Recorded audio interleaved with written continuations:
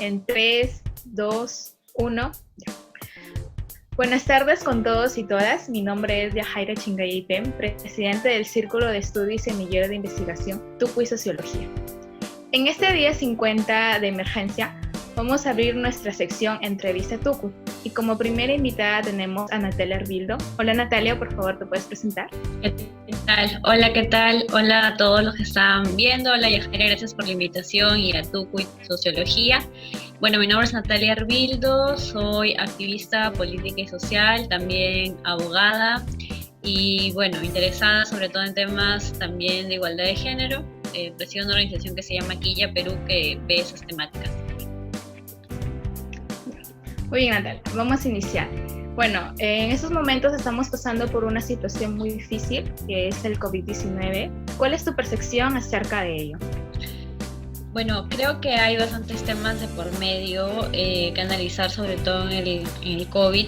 El tema, digamos, médico, se lo dejo justamente a los médicos y en mi caso sí, en esta entrevista quisiera centrarme un poco en el tema de las desigualdades, ¿no? Que ha dejado, digamos, entrever el coronavirus, porque hay que tener en cuenta de que ahora esas desigualdades sociales, como por ejemplo el tema del abandono de la salud, ¿no? Las brechas, por ejemplo, también en el tema de educación, incluso el acceso al agua, cuánta gente sí tiene agua en el país y cuánta no. Entonces todo ese tipo de desigualdades se están ahora visibilizando, ¿no? Lamentablemente creo que por muchos años nos han vendido ese discurso de que estamos justamente en un crecimiento económico, pero no se ha visto concretado en el desarrollo o en la reducción de desigualdades, que hoy por hoy sí están saltando y sí están siendo motivo de agenda pública. Es como que lo que tantos años he querido callar hoy está saltando a la palestra y también creo que hay un análisis importante por ahí.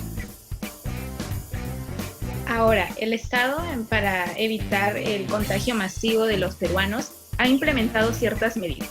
Una de ellas fue el pico y placa de género. ¿Qué opinas sobre eso? Bueno, se desató toda una controversia justamente con el pico y placa de género, ¿no? Que establecía que 3 días salían hombres, 3 días salían mujeres y el último día no salía nadie, ¿no es cierto? Ese era el pico y placa. Entonces fue parte, digamos, de las estrategias que dio el gobierno para un poco reducir la aglomeración, ¿no? En este caso, uno de los responsables fue Farid Matuk. Pero ¿qué es lo que sucedió? Sucedió de que cuando se vio contrastado en la realidad, es que los días en que salían las mujeres era muchísimo más, digamos, amplia o muchísimo más mayor la concurrencia de mujeres en los mercados y más bien en el caso de los hombres era más reducido y todo el mundo pues se le fue contra Farid Matuk, le dijo que sí, que no funcionó, ¿no? Y que algunos por ahí veía que decían que las mujeres eran desordenadas, pero creo que aquí hay un análisis más profundo y el análisis más profundo es que claramente en este mundo en el que vivimos hay un conjunto de roles asignados a las mujeres. Entonces, obviamente, si ves, y por muchos años en una sociedad en la cual los roles de las compras, del hogar, estaba asignado únicamente a las mujeres, viene esta pandemia y se da este tipo de medidas, claramente las mujeres van a salir más en su día porque hay que recordar que en nuestro país, según INE, el 35% de jefes del hogar son mujeres. Entonces, ahí hay, por ejemplo, un dato importante. Entonces, más allá, digamos, de toda la carga o el peso mediático que se le dio a Matuk, el tema de fondo es que todavía persisten estos roles, estas desigualdades que se ven traducidas en cosas como que para un día de mercado salen más las mujeres que los hombres, ¿no es cierto? Entonces, eso es lo que pasó con esa medida de pico y género que duró poquísimos días, porque era una medida que claramente en un día se aglomeraban más, ¿no? Entonces, eso por un lado, y por otro lado también, digamos así, quizás la cosa que nos pareció bastante cotidiana y que muchos vimos los memes, ¿no? ¿No es cierto? De cuando salía una lista de compras y la esposa lo mandaba al esposo a comprar y salía con un dibujito, por ejemplo, ¿no? Ese tipo de cosas, más allá de lo gracioso que quizá todos hemos visto en nuestros memes, reflejan que claramente sí hay un tema de roles también asignados.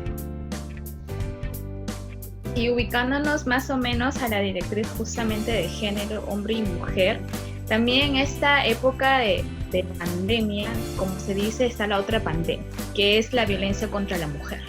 En estos días se ha visto muchos casos denunciados acerca de ello. Para ti, una mujer que pasa por eso, ¿qué significa convivir con el agresor? Bueno, hay todo un tema ahí bastante complicado. Estuve revisando hace poco las cifras que daba ONU Mujeres y decía que el 77% de, por ejemplo, formas de violencia en el mundo se dan en el seno del hogar. Entonces aquí hay un tema complicado porque en la etapa de confinamiento aumenta esa cifra, o en todo caso la persona está obligada a convivir y a ver todo el día a su agresor. Entonces eso, por ejemplo, es un dato interesante. Otro que también estuve revisando es acerca de la incidencia de las violaciones sexuales contra menores de edad, específicamente contra niñas, y hay una gran cifra, un alto porcentaje en el cual las niñas son víctimas de violaciones sexuales en su propia casa, por alguna persona conocida, por su padre, por su tío. Entonces, esos no es algo que estamos hablando solamente de números, son realidades, ¿no? Y en esa etapa de confinamiento también se han visto feminicidios, también continúa la violencia contra la mujer. Entonces, hay cuarentena, sí, hay pandemia, sí, pero la violencia se detiene, no. Y esto un poco desbarata también ese mito que muchas personas, digamos, dicen o repiten, que justamente si hay violencia o demás es porque la mujer andaba por la calle muy tarde o que quizá le provocó y demás cosas que un poco justifican la violencia claramente. Y en esos días hemos visto que las personas que han sido agredidas, las mujeres que han sido agredidas, no es que han estado, pues, digamos, saliendo muy tarde o han estado en estado de ebriedad. Lo que ha sucedido es que hay un patrón de violencia que, al margen de lo que suceda, no se debe justificar con este tipo de argumentos que tampoco tienen, digamos, mayor asidero en la realidad, como ya lo hemos visto. Claro, y ahora el gobierno, bueno, y sobre todo el Ministerio de la Mujer y Poblaciones Vulnerables está aplicando medidas. Creo que no fueron las suficientes, pero ¿cuál es ese protocolo que se sigue en el Ministerio? En el caso del Ministerio de la Mujer, sí. Bueno, hay que tener en cuenta que sí continúan funcionando todos los mecanismos legales para proteger en casos de violencia contra la mujer, y también no solo contra la mujer, de violencia familiar en general y también contra menores. Sí están activados estos mecanismos actualmente. Entonces, si bien estamos en un tiempo de pandemia, en una etapa complicada, los derechos no están suspendidos. En este caso, por ejemplo, a vivir una vida libre de violencia. Entonces sí hay mecanismos activados, ¿no? Sabemos que, por ejemplo, se han implementado a nivel de todos los departamentos a nivel nacional equipos que pueden atender las demandas de violencia contra la mujer, llamando, por ejemplo, también a la línea 100, que es lo que se está haciendo digamos, se ha activado esta línea que ya existía, pero tengo entendido que en esta etapa, a través de la línea 100 puedes sentar la denuncia o puedes sentar la denuncia en la comisaría más cercana, porque si hay un caso de violencia, no es que porque hay toque de queda no puedes ir a denunciar. Si es que estás siendo agredida, sí puedes ir a denunciar a la comisaría, llamando también a la línea 100, como lo mencioné anteriormente, y obviamente con, digamos, también los órganos jurisdiccionales también están atendiendo, en este caso Fiscalía, los juzgados de familia. Entonces, eso sí hay que tener bastante en cuenta. ¿Y tú cuál crees o qué piensas que otras medidas se deben aplicar para en la violencia en esta época de pandemia? ¿Qué medidas se deben aplicar? Bueno, un tema que yo creo que está pendiente es lo de los albergues de mujeres, ¿no? En el caso de violencia, porque a nivel, por ejemplo, de Lambayeque existe, que yo conozca, solamente un albergue que es de los privados, ¿no? En caso de violencia para la mujer, que es un albergue privado, un albergue, digamos, que hace una gran labor, pero es pequeño también, entonces alberga 10 personas, por ejemplo. Y hay que tener en cuenta que el Estado sí tendría que hacer mayores esfuerzos para atender, por ejemplo, a las mujeres que son víctimas de violencia, porque ahora, por ejemplo, no hay una promoción justamente de los albergues. En el caso de Lima, sí sí se ha habilitado un albergue para mujeres. Bueno, en Lima se ha habilitado el albergue para personas indigentes, se ha habilitado el albergue para mujeres, para que puedan ir en caso sean víctimas de violencia. Y bueno, acá en Lambayeque no se ha dado todavía ese paso, entonces me parece que sí es algo en lo que se tendría que poner mayor énfasis, más allá del tema de la pandemia. Sí creo que es importante contar con este tipo, si bien hay leyes, pero sí es importante que se haga en el plano real. Tomando en cuenta que también hay mujeres que quizás por miedo no se atreven a denunciar. Por ejemplo, si yo observo un caso acerca de esas mujeres que hay violencia en su hogar, ¿cómo podría ayudar?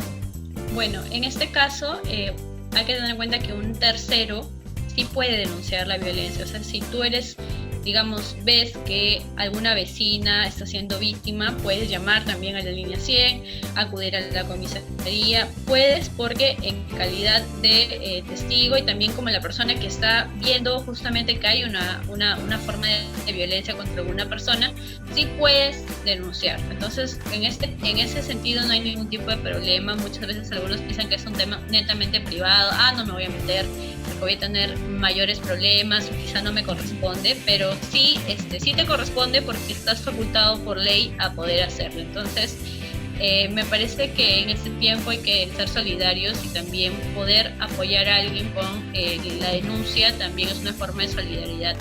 Entonces, los mecanismos legales sí están habilitados en ese caso. Claro, a veces muchas personas por miedo no se atreven a hacerlo, ¿no? Y siempre es bueno ayudar. Ahora, justamente tú me comentabas acerca de las cifras que se han llamado a la línea 100, pero dentro de ellas no se están contando las personas o las mujeres que son violentadas en la zona rural o las zonas amazónicas. ¿Tú qué piensas que las medidas que se deben de aplicar para esas zonas? Claro, ahí hay, por ejemplo, en realidad en las zonas rurales hay una gran brecha con respecto a ese tema, ¿no? Porque no solamente con el tema de violencia, sino por ejemplo también el tema educativo, ¿no? Ahí hay otro tema y otra situación complicada. En el caso de las mujeres, digamos, de la zona rural, me parece que sí se deben poner mayores medidas para que puedan acceder a una justicia efectiva, ¿no? Por ejemplo, importantísimo es que, por ejemplo, el personal que la pueda atender pueda de alguna u otra manera hacerlo en su propio idioma, por ejemplo, ¿no? Esa puede ser también una medida importante, interesante, que se debería aplicar también en estos tiempos, y un mayor acompañamiento sobre todo. Entonces, ese tipo de medidas, sobre todo en la zona rural, sí son fundamentales para poder, digamos, combatir la violencia y no seguir acrecentando esas brechas existentes, ¿no? Entre lo urbano y lo rural, que lamentablemente existen. Pues imagínate que si aquí en la ciudad muchas veces es complicado la denuncia, porque por ejemplo recién estuve un poco acompañando un caso en el cual le recibieron, llamaron a la policía y todo, y lo que le dijeron prácticamente es que terminada la pandemia te atendemos, ¿no? Y ese tipo de situaciones se deben replicar ahora en un montón de lados, no solamente en ese caso en particular. Es un caso que, bueno, de pronto pude ver, pero estimo de que hay muchísimos casos así, y creo que es importante sobre todo dar a conocer a más personas qué derechos tienen, porque lo que siempre sucede es que cuando una persona que lamentablemente no tienen claro cuáles son lo que le faculta la ley o en qué casos puede denunciar, a veces se la pasan de largo o no le quieren atender porque según ellos tienen otras prioridades. Entonces creo que hay una labor ahí importante de poder seguir difundiendo qué es lo que puedes hacer, a dónde puedes acudir, y esa es la tarea también que un poco están cumpliendo también ustedes con todos los espacios informativos. Y justamente tú, ya que tocas el tema de educación y con ese tema de violencia, hubo muchas críticas hacia la actriz Stephanie Orue de su participación en Yo Aprendo en Casa. ¿Qué opinas ante ello? Bueno, ahí hay un análisis, ¿no? Bueno, primero tendría que decir que la crítica, el caso de Stephanie Orue, se centra justamente en la representatividad que ella tiene, ¿no? Era justamente de que ella no era educadora, de que ella más bien era una actriz que estaba haciendo el papel de profesora, ¿no? Esa era la principal crítica que se le daba, debatible en el caso de la legitimidad, pero sí hay que tener en cuenta, o sea, ahora viene otro argumento que un poco ya tumba el debate, que es cuando ella aparece en una película, en una escena sexual, porque ella es actriz, es el tipo de escenas, y ya le estaban deslegitimando, le estaban diciendo, ¿sabes qué? Tú no deberías aparecer ahí por inmoral.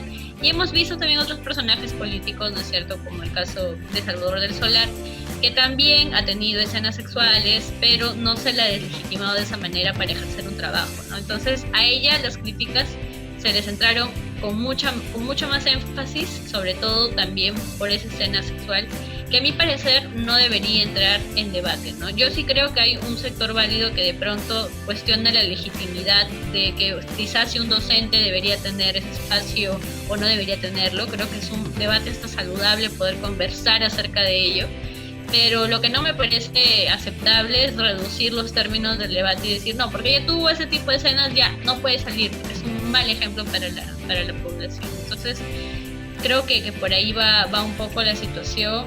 A mi parecer, personalmente, yo sí pienso que le extiendo el apoyo, porque sí he sentido de que hay una especie también de desvalorización hacia el trabajo de los artistas, que me parece que tienen una facilidad de poder llegar también de igual manera a los estudiantes, ¿no? Sin desdeñar la labor de los docentes. Por supuesto que están haciendo un gran esfuerzo en esta coyuntura de poder, digamos, llevar la enseñanza a casa, porque es todo una adaptación. He visto también la gran labor de ellos. Entonces, pero sí, reducir los términos del debate no me parece saludable. ¿Y qué opinas acerca también, entrando al tema de educación, sobre las desigualdades entre el programa Yo Aprendo en Casa? Porque hay personas que, si bien es cierto, han aceptado eso, pero hay personas que no, por el hecho que quizás no tienen internet o no tienen televisor, sobre todo en las zonas rurales, ¿no? Que son las zonas extremadamente pobres. Estuve justo viendo el tema de la educación y el acceso a internet, ¿no? Allí hay obviamente en el Perú, o sea, en el país nos falta de todo. Nos falta agua, nos falta acceder a servicios básicos, nos falta de todo. Y el internet no es una excepción. Lamentablemente, también hay una brecha digital en el país, incluso entre lo urbano y lo rural, ¿no? En el urbano, obviamente, hay una cantidad de personas que pueden acceder, pero en el rural la cifra o el porcentaje de acceso es muchísimo menor. Me parece que es de un 17%, a diferencia de lo urbano, que sobrepasa, por ejemplo, el 50%.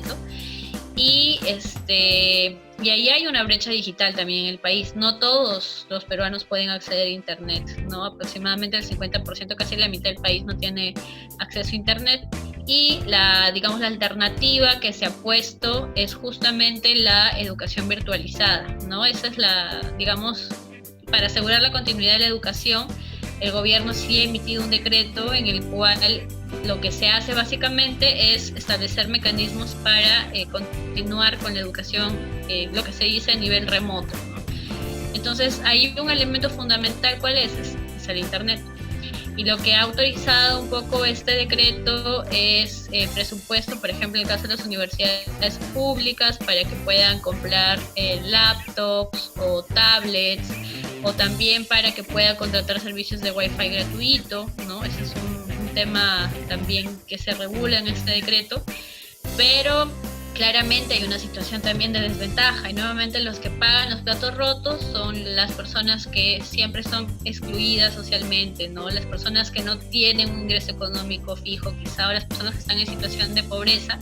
Ellas son las personas que nuevamente son las mismas que no acceden a alimento, tampoco tienen internet. Entonces, los platos rotos la vienen pagando las personas que lamentablemente menos tienen. Entonces, sí hay una brecha digital en este país, sí hay desigualdades para acceder, ¿no? Entonces, todo ello configura nuevamente el debate incluso acerca del internet, porque ahora se va a venir un tiempo digitalizado, de que el acceso a internet va a ser fundamental para acceder a derechos como la educación, ¿no? En otros países el internet está considerado como un derecho, ¿no? Consagrado incluso en la Constitución, ¿no? Acá todavía no se ha llegado a este debate, pero me parece que el tema del coronavirus sí acelera esta situación en nuestro país.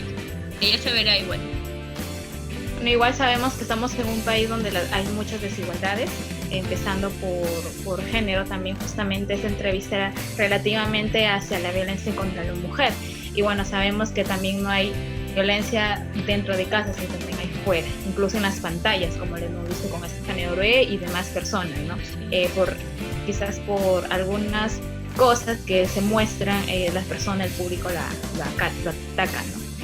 Bueno, Natalia, eso fue todo por hoy.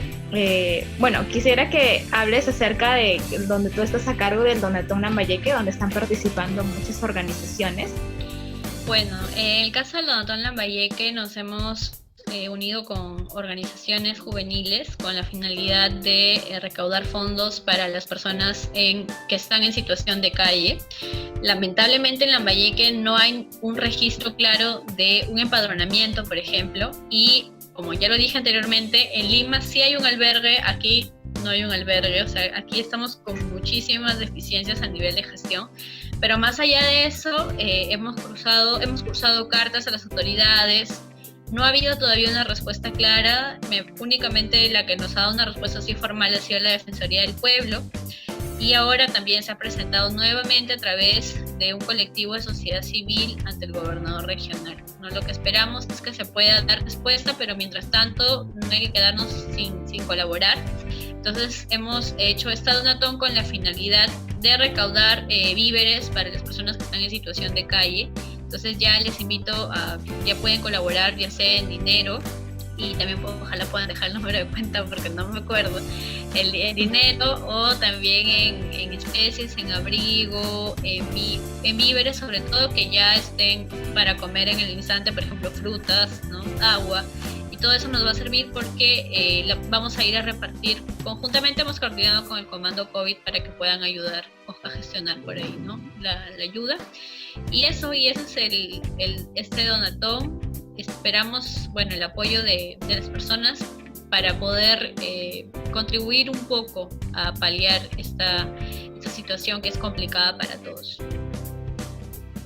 Varias organizaciones juveniles están participando de ellos. Si quieren colaborar, se pueden comunicar en la página de Quilla Perú, de Tucuy Sociología, de Rexo Voluntario Lambayeque. ¿Qué otras organizaciones, Natalia?